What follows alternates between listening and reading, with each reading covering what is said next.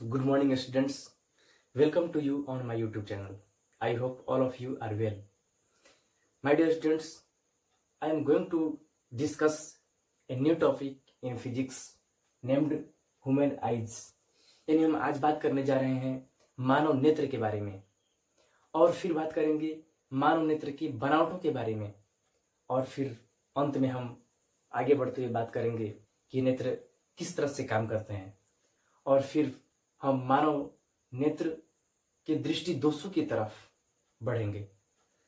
तो बच्चों, I am Deepak sir. Let's start your topic. देखिए बच्चों, मानव नेत्र क्या है? बच्चों, सिंपल बात है, मानव के नेत्र को यानी हमारे नेत्र को। बच्चों, आप जरा कल्पना कीजिए, अगर हमारे पास नेत्र न हो तो हम क्या क्या कर सकते हैं, कौन कौन सा चीज हम कर सकते हैं। अगर नेत्र को कुछ देर के लिए हम आंखें बंद करके सोचें तो हम देख सकते ही नहीं हैं, हम केवल अनुभव कर सकते हैं, हम केवल वस्तुओं को छू करके पहचान सकते हैं, हम केवल उनका स्वाद को सूंघ करके देख सकते हैं और फिर हम उन्हें सुन सकते हैं, परंतु हम इस रंग बिरंगे संसार को देख नहीं सकते हैं। बच्चों, इसलिए मानव का जो नेत्र है, जो नेत्र है या फिर किसी भी जंतु का जो नेत्र है, वो उनके जीवन के लिए बहुत ही उपयोगी है। उसके बिना उसका जीवन अधूरा है। बच्चों, मानव नेत्र के बारे में स्टार्ट करते हैं हम लोग काम। लिखा हुआ है, मानव नेत्र एक अद्भुत प्रकृति प्रदत्त प्रकाशीय यंत्र है। हाँ, प्रकृति ने दिया है इसको और बहुत ही अद्भुत है। बच्चों, ये अद्भुत है नेत्र। क्यों अद्भुत है, जरा सोचिए। हमारे पास आंख है, हम सब के पास नेत्र है और हम नेत्र से इस संसार को देख पाते हैं और ये नेत्र बहुत वर्षों से डेवलप होते होते यहाँ तक आया हुआ है। नेत्र के बारे में एक विचार ये है कि जो हमारा आंख बनाया गया है उसमें बहुत ही हाई टेक्नोलॉजी का यूज किया गया है, क्योंकि आज हम नेत्र के देख करके कैमरे का आविष्कार किए हैं। कैमरे को बनाए हम लोगों ने, डिजिटल कैमरे भी आ गए हैं इस समय और हम ये देखते हैं कि जितना फ्रेश, जितना साफ साफ हमारे नेत्र देख पाते हैं, कैमरे शायद उतना साफ साफ नहीं देख पाते हैं। आज भी कैमरे की पीढ़ी हमारे नेत्र से कहीं पीछे है। भगवान ने हमारे जब नेत्र को बनाया तो समझिए कि उसमें सबसे आधुनिक टेक्नोलॉजी, सबसे हाई टेक्नोलॉजी का प्रयोग किया है, इसलिए ये बहुत ही अद्भुत है बच्चों। अब देखिए बच्चों, हम बात करने जा रहे हैं नेत्र के मुख्य भाग निम्न है। बच्चों ध्यान देंगे, नेत्र के मुख्य जो भाग हैं वो नीचे दिए गए हैं। कौन कौन से हैं? नंबर फर्स्ट है बच्चों, नेत्र गोलक। इसी को बोलते हैं दृढ़ पटल भी, आईबॉल इसको बोलते हैं। अब देखिए, ये नेत्र गोलक है क्या? तो नेत्र लगभग गोलीय होता है। हाँ बच्चों, नेत्र, हमारा जो नेत्र है, हम सबों का जो नेत्र है, तो ये नेत्र है वो लगभग गोलाकार होता है। लगभग में इसका बाहरी सतह जो होता है वो सफेद होता है। आप देख सकते हैं कि नेत्र का जो बाहरी सतह है ये सब सफेद है, व्हाइट सफेद है। इसका बाहरी सतह सफेद है और यह मोटा अपारदर्शी होता है। हाँ, जो सफेद सतह है वो मोटा है और वो अपारदर्शी है, क्योंकि हम उसके भीतर का चीज नहीं देख सकते। नेत्र के भीतर क्या है? जिसका अग्रभाग उभरा होता है।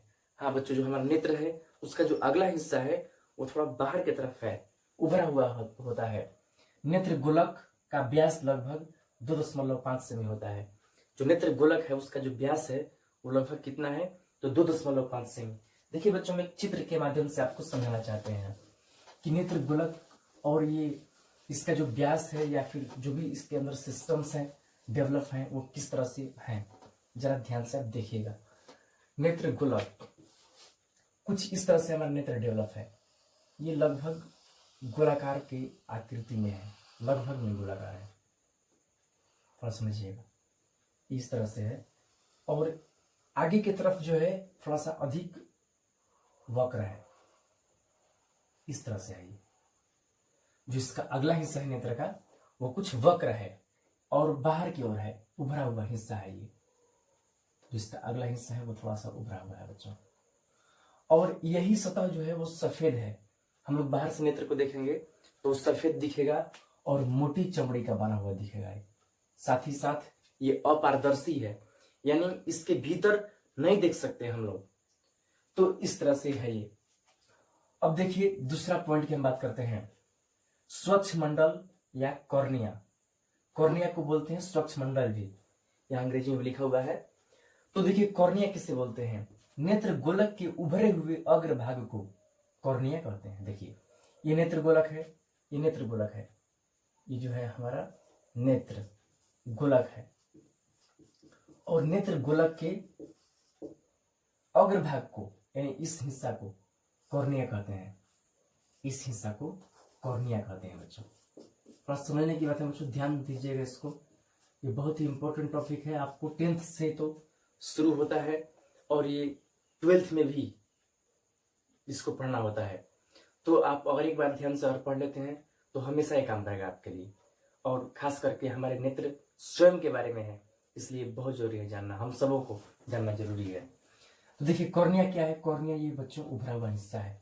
उभरा हुआ हिस्सा जो नेत्र में जो सामने का हिस्सा होता है वो होता है बच्चों कॉर्निया का, जो पारदर्शी होता है, और कॉर्निया से अधिकांश प्रकाश का अपवर्तन होता है।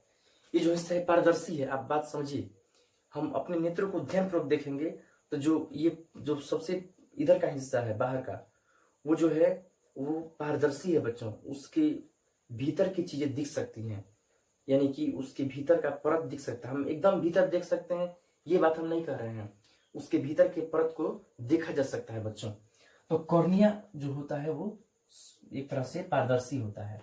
जब किसी वस्तु को हम देखते हैं तो वो वस्तु का प्रकाश कॉर्निया से ही नेत्र में प्रवेश करता है, और जैसे ही प्रवेश करता है तो जब प्रकाश एक माध्यम से दूसरे माध्यम में जाता है तो वहां पर उसका प्रकाश का अपवर्तन होता है बच्चों।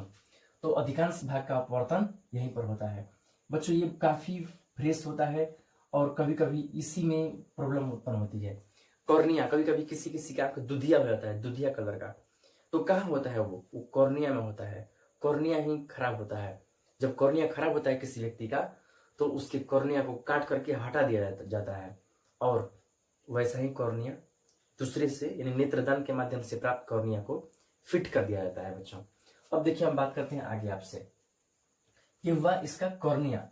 अब देखिए बच्चों कॉर्निया के बाद स्थान आता है कोराइड का। आप समझिएगा कोराइड क्या होता है।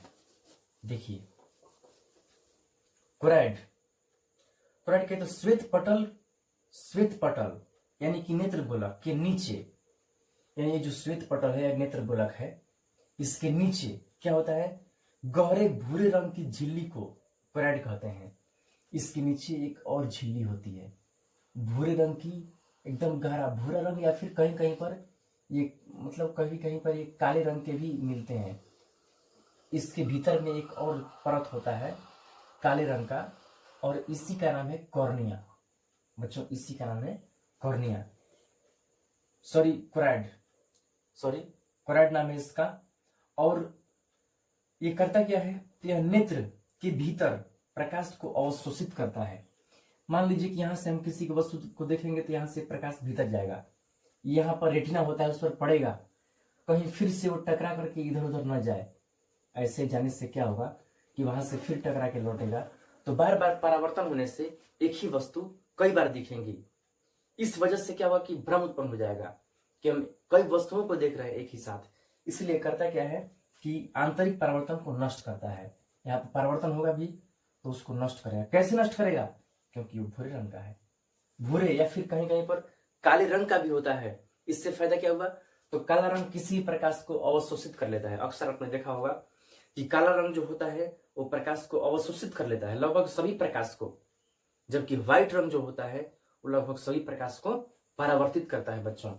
तो ये हर प्रकाश को एब्जर्व कर लेगा, जब एब्जर्व कर लेगा, अवशोषित कर लेगा, तो परावर्तन कहां से होगा बच्चों। इसलिए कोराइड भी बहुत ही इंपॉर्टेंट हिस्सा है हमारे नेत्र का। अब देखिए नेक्स्ट होता है परितारिका। कोराइड आपने समझा, इसको बोलते हैं, लिखते चलते हैं, इसको बोलते हैं हम लोग कोराइड। ये हिस्सा जो है वो कोराइड है। चलिए यहाँ लिखते हैं, यहाँ पर हमने लिख दिया, ये है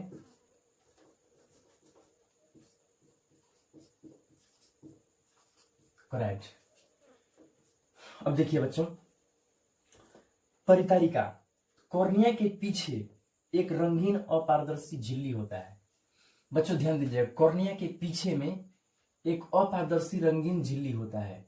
देखिए इस तरह से एक झिल्ली होता है बच्चों, कॉर्निया के पीछे इस तरीके से झिल्ली होता है और ये रंगीन होता है। यानी कि आप कह सकते हैं जब हम अपने नेत्रों को सामने से देखते हैं, सामने से, तो बड़ा सा एक ब्लैक दिखता है, उसके बीच में एक छोटा सा ब्लैक है। तो जो बड़ा सा ब्लैक है वही रंगीन झिल्ली होता है। वो अपने आप में रंगीन है। किसी किसी का आंख भूरा होता है तो उसी के रंग से वजह होता है, यानी परितारिका जो होता है उसका भूरा रंग का होता है। किसी किसी का काला होता है तो उसकी परितारिका ही काला होता है, बात समझिएगा।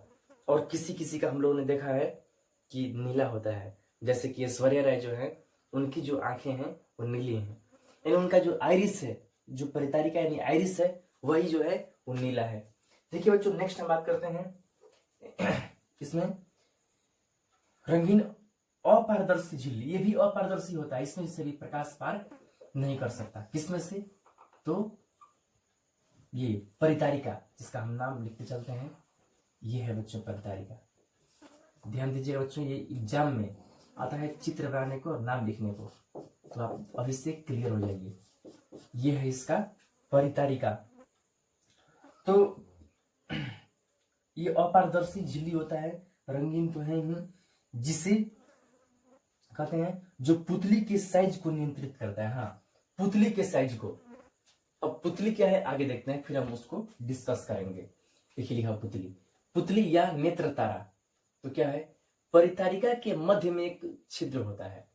देखिए परितारिका हो गया टोटल, तो इसके मध्य में एक छेद होता है और उसी छिद्र को पुतली कहते हैं। ये जो छिद्र है इसी को हम लोग पुतली कहते हैं। इस छिद्र को कहा जाता है पुतली। हाँ पुतली। अब बात समझिए कि ये पुतली जो होता क्या है सामने से, तो जो बड़ा सा हमारे आंखों में जो पहले तो व्हाइट है, फिर बड़ा सा ब्लैक है, फिर छोटा सा ब्लैक है बच्चों, वो एक छेद है। आप ध्यान से देखेंगे तो वो आर पार छेद है, परंतु ऊपर से पारदर्शी पदार्थ यानी कि कॉर्निया लगा हुआ है ना, तो वो जो छेद है वही है पुतली। अब देखिए पुतली करता क्या है, जिसे पुतली कहते हैं, जिससे नेत्र में जाने वाले प्रकाश की मात्रा नियंत्रित होती है। इसी पुतली से नेत्र में कितना प्रकाश को ले जाना है ये तय करता है पुतली। सोचिए कैसे, तो जन्म प्रकाश की मात्रा को नियंत्रित करता है। अंधेरे में पुतली फैल जाता है। बच्चों ध्यान दीजिए, बहुत इंपॉर्टेंट सेक्शन आ गया। जब अंधेरा होता है तो जो आंख की जो पुतली होता है वो फैल जाता है। आप जरा इसको अनुभव कर सकते हैं। जैसे कि आप कहीं कहीं पर, जैसे कि अंधेरे हैं, अंधेरे में जा रहे हैं, आप ऐनक ले लीजिए और कुछ अंधेरे में जाइए। पूरा अंधेरे में जाएंगे तो आप ऐनक में भी अपना चेहरा नहीं देख पाएंगे, इसलिए कुछ अंधेरे में जाइए, ऐनक लीजिए हाथ में, तो आप देखेंगे कि आपकी आंख के जो बीच का जो ब्लैक एरिया है वो थोड़ा सा चौड़ा हो जाता है। क्यों? क्योंकि जब हम अंधेरे में जाते हैं तो पहले तो दिखता नहीं है, लेकिन थोड़ा देर हम रुकते हैं तो दिखने लगता है। क्यों? क्योंकि जब हम वहां पर रुकते हैं तो फैल जाता है। फैलने से फायदा क्या होता है, तो उस अंधेरे एरिया का अधिकांश प्रकाश को वो कैप्चर करने लायक बन जाता है। इसलिए हम अंधेरे में भी, पूरा अंधेरा नहीं, मतलब कि थोड़ा सा धुंधला टाइप का हो तो हम उसमें देखने लगते हैं। तो उसके पीछे यही लॉजिक होता है। अंधेरे में पुतली फैल जाता है, जबकि अधिक प्रकाश में, सोचिए जब हम अधिक प्रकाश में जाएंगे, धूप में जाते हैं एकाएक, तो क्या होता है, मान लीजिए आप अंधेरे में हैं, एकाएक धूप में जाएंगे, या फिर रात में आप सोए हुए हैं और एक लाइन आ गया तो आप बल्ब पर नहीं देख सकते हैं। उस समय बल्ब पर आप नहीं देख पाएंगे, थोड़ी देर होगी तो आप देखने लगेंगे। क्यों? जरा सोचिए, जब अंधेरा होता है तो पुतली सिकुड़ा हुआ रहता है, सॉरी फैला हुआ रहता है। एक लाइट आता है तो बहुत सारा प्रकाश नेत्र में जाने लगा, जिससे रेटिना को सहन नहीं हो पाया तो हम नहीं देख पाए, अपने आंखों को बंद कर लिए। फिर क्या हुआ, वो जो फैल गया है वो धीरे धीरे सिकुड़ जाता है, सिकुड़ के छोटा हो जाता है। कब? जब हम प्रकाश में जाते हैं तब। और जब सिकुड़ के छोटा हो जाएगा तो उसमें से उतना ही प्रकाश जाएगा जितना रेटिना को सहन होगा, तो अब हम प्रकाश में भी देखने लगते हैं। बच्चों थोड़ा बात को गौर कीजिएगा। तो ये सिकुड़ जाता है कहां पर? अधिक प्रकाश में जाने पर ये सिकुड़ जाता है। और फैलता कहां पर है? अंधेरे में। अंधेरे में फैलता है कौन? पुतली। ध्यान दीजिएगा बच्चों, जो परितारिका की सहायता से होता है। हाँ, ये जो सिकुड़ना और फैलने की प्रक्रिया है ये कैसे होता है? तो परितरिया के माध्यम से, हाँ देखिए इसके माध्यम से, यही जो रंगीन है, किसी का भूरा रंग का आंख है, किसी का काला रंग का आंख है, किसी का नीला रंग का आंख है, तो ये जो है यही सिकुड़ता और फैलता है, और इसी के सिकुड़न और फैलने से पुतली में सिकुड़ाव और फैलाव आता है बच्चों। चलिए नेक्स्ट देखते हैं अभिनेत्र लेंस। ये क्या है बच्चों, ध्यान दीजिएगा। अभिनेत्र लेंस या फिर ये कहें नेत्र लेंस या आई लेंस एक ही चीज है। पुतली के पीछे जिलेटिन जैसे रेशेदार, पारदर्शक तथा मुलायम त्वचा का बना एक नेत्र लेंस होता है। देखिए पुतली के पीछे, यहां पर एक पुतली बच्चों, पुतली बाई, और पुतली के पीछे यानी इसके इधर क्या होता है, जिलेटिन जैसे रेशेदार पदार्थ, रेशेदार पारदर्शक, जिलेटिन बच्चों एक पारदर्शक, एकदम पारदर्शक पदार्थ है, तो उसी जैसे पदार्थ से बना हुआ, उसी जैसे लेकिन त्वचा से बना हुआ एक लेंस होता है बच्चों। आपको यहाँ पर हम दिखाते हैं, ये लेंस है, नेत्र लेंस यहाँ पर। परंतु इस लेंस में एक खासियत है। क्या खासियत है कि इसका पिछला हिस्सा अधिक वक्र होता है। जो लेंस होता है वो उसका पिछला हिस्सा बच्चों अधिक टेढ़ा होता है, जैसे कि ये इस तरह से हो गया, परंतु पिछला हिस्सा अधिक टेढ़ा होता है। जरा आप इस चित्र में आप देख सकते हैं, पिछला हिस्सा अधिक टेढ़ा है, ये इस तरह से जुड़ा हुआ रहता है। इसका पिछला हिस्सा अधिक टेढ़ा है देखिए, जबकि अगला हिस्सा थोड़ा सा इसकी अपेक्षा कम टेढ़ा है, अधिक वक्र होता है। भीतर की ओर जाने पर इसका अपवर्तनांक बढ़ता है। इसमें भीतर की ओर जाएंगे तो इसमें अधिक अपवर्तनांक मिलेगा, और किनारे पर रहेंगे तो अपवर्तनांक कम रहेगा। क्यों? क्योंकि ये परतदार चमड़े से बना होता है, परतदार, इस वजह से। जबकि इसका माध्य अपवर्तनांक 1.44 होता है। इसका माध्य अपवर्तनांक कितना है? 1.44। जरा समझिएगा, हम आपको यहां पर लिखते चलते हैं। ये है हमारा नेत्र लेंस, नेत्र लेंस, और इसका जो अपवर्तनांक होता है वो है 1.44। बच्चों ध्यान रखिएगा, आगे काम आएगा। अब देखिए पक्षमाभी पेशियां या सिलियरी मांसपेशियां, देखिए डबल नाम है इसका। तो अंग्रेजी में जो है वही नाम यहाँ पर हम लिख दिए हैं, क्योंकि इस नाम से अधिकांश देखने को मिलता है ये। तो सिलियरी मांसपेशियां या पक्षमाभी पेशियां क्या हैं? तो देखिए नेत्र लेंस इन्हीं मांसपेशियों द्वारा लटका होता है। ये तो नेत्र लेंस है, लेकिन इनको कौन पकड़ के रखा है? तो ये और ये बच्चों, इसी को बोलते हैं हम लोग सिलियरी मांसपेशियां। इसी का नाम है सिलियरी मांसपेशियां। हाँ ध्यान रखिएगा, बहुत ही इंपॉर्टेंट चीज है सिलियरी मांसपेशियां। इसी तरह से हमेशा अधिकांश देता है, इसलिए हमने लिख दिया ऐसे इसका नाम ईवी है। तो सिलियरी मांसपेशियों द्वारा लटका होता है। ये जो मांसपेशी सिलियरी मांसपेशी है, और जो ऊपर में है वो भी जो है वो सिलियरी मांसपेशी है। अब देखिए नेत्र लेंस इन्हीं मांसपेशियों द्वारा लटका होता है, और ये नेत्र लेंस की वक्रता त्रिज्या को बदलती हैं। ये करती क्या है? तो नेत्र लेंस की वक्रता त्रिज्या, ये जो टेढ़ापन है उसी को बदलती हैं। मान लीजिए जब ये सिकुड़ता है तो नेत्र लेंस में खिंचाव उत्पन्न होता है, तो नेत्र लेंस पतला हो जाएगा उस समय, और जब ये फैलेगा दोनों ओर से तो ये थोड़ा सा पतला हो जाएगा, तो उस समय नेत्र लेंस मोटा हो जाता है। तो कहने का मतलब कि ये पतला और मोटा होने से क्या होता है कि इसका वक्रता त्रिज्या जो होता है वो बदलता है, यानी कि मोटाई बदलता है, जिससे नेत्र लेंस का फोकस बदलता है, और उसको बदलने से जो नेत्र लेंस है उसका फोकस भी बदलता है। अब आप सोचेंगे कि इसका फोकस क्यों बदलता है, क्यों जरूरी है फोकस बदलना? तो बच्चों हम जस्ट इसके आगे बात करेंगे कि फोकस बदलना क्यों जरूरी है, क्योंकि ऐसा नहीं होगा तो हम देख नहीं पाएंगे। आगे हम बात करेंगे विस्तृत। अब देखिए नेक्स्ट पॉइंट है दृष्टि पटल या रेटिना। अब देखिए ये क्या होता है? रेटिना नाम सुने होंगे आप लोग, क्या है? तो नेत्र गोलक के भीतरी प्रकाश सुग्राही परत को रेटिना कहते हैं। बच्चों आप ध्यान दीजिएगा, यहाँ पर रेटिना का एरिया शुरू होता है यहाँ से, और इस तरीके से ये रेटिना होता है, इस तरीके से है। ये जो एरिया है वो प्रकाश सुग्राही होता है। प्रकाश सुग्राही यानी कि लेंस जो होता है वो किसी वस्तु का प्रतिबिंब इसी पर बनाता है। और ये क्या करते हैं? वो प्रकाश को ऑब्जर्व कर लेते हैं, ग्रहण कर लेते हैं। कैसे ग्रहण करते हैं? तो देखिए, इस पर छड़ और शंकुनुमा संरचनाएं होती हैं।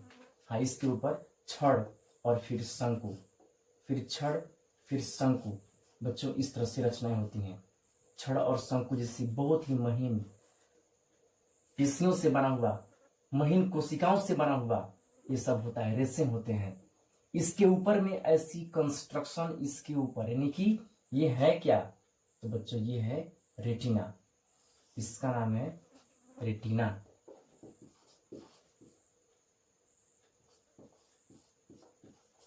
हाँ, रेटिना के ऊपर ये होता है। इस पर छड़ और शंकुनुमा रचनाएं होती हैं जो क्रमशः तीव्रता और रंग के प्रति संवेदनशील होते हैं।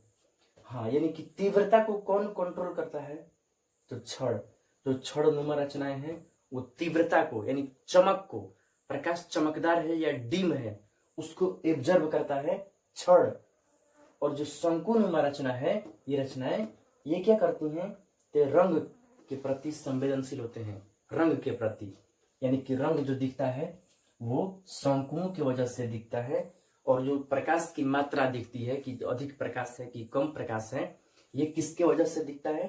तो ये रंग जो होता है किसकी वजह से? शंकुनुमा रचनाओं की वजह से। तो बच्चों, इस तरह से ये है। इसके आगे हम बात करते हैं। तो देखिए बच्चों, हमारा अगला पॉइंट है दृक् तंत्रिकाएं, या इसी को बोलते हैं प्रकाश स्नायु ही, अंग्रेजी में ऑप्टिक नर्व बोलते हैं इसको। अब देखिए क्या है ये। रेटिना से प्राप्त प्रतिबिंब के विद्युतीय संकेत को मस्तिष्क तक पहुंचाने वाले तंत्रिका को दृक् तंत्रिका कहते हैं। बच्चों, आप ध्यान दीजिएगा, जो ये पॉइंट है, यहां से जितने भी सूचनाएं होती हैं वो यहां से मस्तिष्क को जाती हैं। तो इन्हीं तंत्रिकाओं का नाम होता है दृक् तंत्रिका। ये है दृक् तंत्रिका। क्या होता है ये? तो रेटिना से प्राप्त प्रतिबिंब, इसमें जो प्राप्त प्रतिबिंब होता है, जैसे कि कोई वस्तु का ये लेंस यहां पर फोटो बना दिया, तो उस प्रतिबिंब को विद्युतीय संकेत को, प्रतिबिंब का जो विद्युतीय संकेत बन जाता है, वो विद्युत के सिग्नल के रूप में बदल जाता है छड़ और शंकुओं के माध्यम से। तो उसको क्या होता है? उसको मस्तिष्क तक पहुंचाने वाले तंत्रिका को, जो तंत्रिका उस सूचना को मस्तिष्क यानी दिमाग तक पहुंचाता है, तो समझिए कि जो दिमाग तक पहुंचा रहा है उसी तंत्रिका को दृक् तंत्रिका कहते हैं, या फिर हम लोग उसको प्रकाश स्नायु या ऑप्टिक नर्व कहते हैं। अब देखिए, नेक्स्ट पॉइंट है अंध बिंदु। अंध बिंदु क्या है बच्चों? ध्यान दीजिएगा, नाम से लगता है कि अंध बिंदु यानी ब्लाइंड पॉइंट, ब्लाइंड स्पॉट। देखिए, रेटिना के जिस स्थान पर प्रकाश स्नायु प्रवेश करती है, ये प्रकाश स्नायु है और ये रेटिना है, तो जहां पर ये दृक् तंत्रिका इसमें प्रवेश कर रही है, उस बिंदु पर ध्यान समझिएगा, उसी बिंदु पर क्या होता है? वह प्रकाश संवेदनहीन होता है। यहाँ पर लाइट वहां पर पड़ेगा और वहां पर प्रतिबिंब बनेगा, तो उसका आभास मस्तिष्क को थोड़ा भी नहीं होगा। तो बच्चों, ये एक तरह से यहाँ पर ये अंधा पॉइंट है, वहां पर बने प्रतिबिंब को हम देख ही नहीं सकते हैं, इसलिए उस बिंदु को हम बोलते हैं अंध बिंदु। ये अंध बिंदु होता है। अब देखिए, पीत बिंदु यानी कि येलो पॉइंट क्या है बच्चों? देखिए, येलो पॉइंट जहां अंध बिंदु होता है, जिससे कि हम यहाँ पर लिखते चलते हैं, ये जो है ये कहलाता है अंध बिंदु। अंध बिंदु, ये अंध बिंदु है। तो अंध बिंदु के बाद अब आता है पीत बिंदु। देखिए, जो नेत्र लेंस है इसके जस्ट सामने पीले रंग का एक पॉइंट होता है, थोड़ा गहरा पॉइंट होता है वो, तो उस पॉइंट को हम लोग बोलते हैं पीत बिंदु। अब देखिए ये करता क्या है, पीत बिंदु। पीत बिंदु पीले रंग का एक पॉइंट है, देखिए लिखा है रेटिना पर स्थित पीले रंग का एक बिंदु होता है, ये जो प्रकाश के लिए सबसे अधिक सुग्राही होता है। हाँ, यानी प्रकाश पड़ेगा ना तो सबसे अच्छा वही स्थान उसको एब्जर्व करता है, अवशोषित करता है, और सबसे अच्छा प्रतिबिंब का आभास भी उसी पॉइंट पर होता है बच्चों। तो उस पॉइंट को हम लोग बोलते हैं पीत बिंदु। सबसे अधिक सुग्राही होता है, पीत बिंदु कहलाता है। हाँ, वहां पर बना हुआ प्रतिबिंब को हम फ्रेश देख पाते हैं। तो ये होता है। अब आप देखिएगा पीत बिंदु हो गया। और हम एक बार इसके बारे में एक और भी पॉइंट आपको हम बता दें। जब हम किसी बिंदु को देख रहे हैं, जैसे कि अगर आप इस बोर्ड पर के किसी खास अक्षर को आप देखेंगे, किसी खास वर्ड को आप देखेंगे, तो उस समय उसको देखते समय उसे देखते रहिए और उसके बाद आप क्या नीचे वाले पॉइंट को पढ़ सकते हैं? कोशिश करके देखिए। नहीं पढ़ पाएंगे आप, हम भी नहीं पढ़ पाएंगे। जब हम इसको देखते हैं उस समय हम इस सब को नहीं पढ़ सकते। क्यों? क्योंकि जब हम इस पॉइंट को देख रहे हैं तो उस समय जिस चीज को हम देख रहे होते हैं उसका प्रतिबिंब तो पीत बिंदु पर बनता है, परंतु जो उसके आसपास के हैं उनका इधर और इधर प्रतिबिंब बनता है। तो हम जिसको देखते हैं वही पहले फ्रेश समझ में आता है बच्चों, वही पॉइंट पीत बिंदु होता है। अब देखिए कचाव द्रव क्या है? विट्रस ह्यूमर, ये क्या है? तो नेत्र लेंस और रेटिना के बीच का भाग कचाव द्रव से भरा होता है। देखिए नेत्र लेंस ये हो गया और रेटिना ये हो गया, इसके जो बीच का हिस्सा है एक लिक्विड से भरा होता है, एक द्रव से भरा होता है, पारदर्शी द्रव से। उसी का नाम है कचाव द्रव, इसी को बोलते हैं। ये जो द्रव है इसको बोलते हैं कचाव, कचाव द्रव बोलते हैं इसको बच्चों। ये खोखला नहीं होता है, भरा होता है। अब देखिए नेक्स्ट पॉइंट, जलीय द्रव या नेत्रोद। देखिए जलीय द्रव नेत्रोद कहां होता है? कॉर्निया और नेत्र लेंस के बीच का भाग जलीय द्रव से भरा होता है। देखिएगा ये हो गया आपको कॉर्निया, ये कॉर्निया हो गया और ये हो गया नेत्र लेंस। इसके बीच का हिस्सा जो है वो भरा होता है जिस लिक्विड से, उसको बोलते हैं जलीय द्रव या नेत्रोद बोलते हैं उसको। ये हिस्सा नेत्रोद कहलाता है बच्चों, या जलीय द्रव कहलाता है। इस प्रकार से बच्चों ये परिचय समाप्त होता है। नेत्र की बनावट हम लोग फिजिक्स के दृष्टिकोण से पढ़ चुके हैं और अब हम आगे बात करेंगे देखने की क्रिया, यानी कि हम लोग किस तरह से वस्तुओं को देखते हैं और देखने पर आभास कैसे होता है हम सबों को। तो चलिए स्टार्ट करते हैं। देखने की क्रिया, किसी वस्तु से प्रकाश आकर कॉर्निया और पुतली से होते हुए नेत्र लेंस में पहुंचता है। देखिए किसी वस्तु, मान लीजिए यहाँ पर वस्तु है, वहां से प्रकाश आएगा, आने के बाद पहले आएगा तो कॉर्निया पर पड़ेगा। सपोज दैट आप इसका स्क्रीनशॉट कर लीजिए और फिर हम बताते हैं आपको। हाँ तो देखिए बच्चों, जैसे मान लीजिए कि यहाँ पर कोई वस्तु है, तो उस वस्तु का प्रतिबिंब किस तरह से बनता है? सबसे पहले यहां से प्रकाश निकला, इस तरह से होते हुए चला, यानी कि यहां से चलने पर ये प्रकाश पहले कहाँ जा रहे हैं? पहले तो ये पुतली में जा रहा है, ये पारदर्शी होता है, सॉरी कॉर्निया में गया, कॉर्निया से गया ये पुतली, पुतली यहां पर है, द्वार में चला गया। उसके बाद लेंस में गया, लेंस ने उसका प्रतिबिंब बनाया। कहां पर बनाया? तो लेंस उसका प्रतिबिंब बनाया यहां पर। इस तरह से इसका उल्टा प्रतिबिंब बनता है। किसी वस्तु, ये वस्तु है, इसका ये प्रतिबिंब बन गया, उल्टा बना और वास्तविक। क्यों? क्योंकि उत्तल लेंस जो होता है वो वास्तविक ही फोटो बनाता है जब वस्तु उसके फोकस से आगे होता है। हाँ बच्चों, उसका फोकस बहुत ही छोटा होता है, आगे हम बात करेंगे। तो फोकस से बाहर हमेशा वस्तु रहती है, इसलिए चूंकि उत्तल लेंस है तो फोकस के बाहर के वस्तुओं का वास्तविक फोटो बनाती है, और उल्टा वही चीज लिखा गया है, उल्टा वास्तविक और छोटा फोटो बनाता है। साथ ही प्रतिबिंब जो होता है वो अस्थायी प्रतिबिंब होता है, यानी हमेशा के लिए नहीं बनता है। अब मान लीजिए पढ़ाई कर रहे हैं, देख रहे हैं मानव नेत्र, एक बार देखे तो वो हमेशा के लिए नहीं बन गया। हम जैसे ही उस पर से ध्यान हटाएंगे और इधर ध्यान ला देंगे तो हमें अब दूसरा शब्द दिखेगा, तो वो अस्थायी प्रतिबिंब है। फिर भी बच्चों हम कहना चाहेंगे कि फिर भी उसका प्रभाव रेटिना पर कुछ देर तक रहता है, लगभग 1/16 सेकंड तक उसका प्रभाव रेटिना पर बना रहता है। यानी कि कहने का मतलब यह है कि अगर हमारे सामने कोई वस्तु लाया जाए और हम उसको 1/16 सेकंड के भीतर ही हटा लेंगे तो हमें हटने का पता नहीं चलेगा। बच्चों 1/16 सेकंड के बाद हटेगा तभी हमें आभास होगा। हमारे देखने की जो स्पीड है वो है बच्चों। तो बच्चों इस घटना को हम लोग बोलते हैं दृष्टि निर्बाध बोलते हैं बच्चों। अब देखिए होता क्या है कि रेटिना पर बना प्रतिबिंब का प्रभाव इतना देर तक रहेगा, वो तो हो गया। अब देखिए रेटिना पर बने प्रतिबिंब जो होते हैं वो विद्युत संकेत में चेंज हो जाते हैं, शंकुओं और छड़ों के माध्यम से विद्युत संकेत में बदल गए, और वो विद्युत संकेत इसके माध्यम से यानी कि दृक तंत्रिका के माध्यम से मस्तिष्क में चला गया, और मस्तिष्क उसको देखता है जब, तो उसे उल्टा नहीं, उसे सीधा नजर आता है। वो उल्टे चीजों को सीधा करके समझता है और उसका प्रोसेसिंग करता है, फिर वो पहचान लेता है कि वो कौन सी वस्तु है। तो बच्चों, इस तरह से देखने की प्रक्रियाओं को आपको विस्तृत तरीके से बताएं और साथ ही साथ इसके नेत्र के बनावट के बारे में आज वर्णन किए। और हम इसके बाद नेक्स्ट वीडियो में बात करेंगे शेष चीजों का, जैसे कि समंजन क्षमता और दूर बिंदु देखने का निकट बिंदु और दृष्टि दोषों के बारे में। तो ठीक है बच्चों, इतना ही। बहुत बहुत धन्यवाद।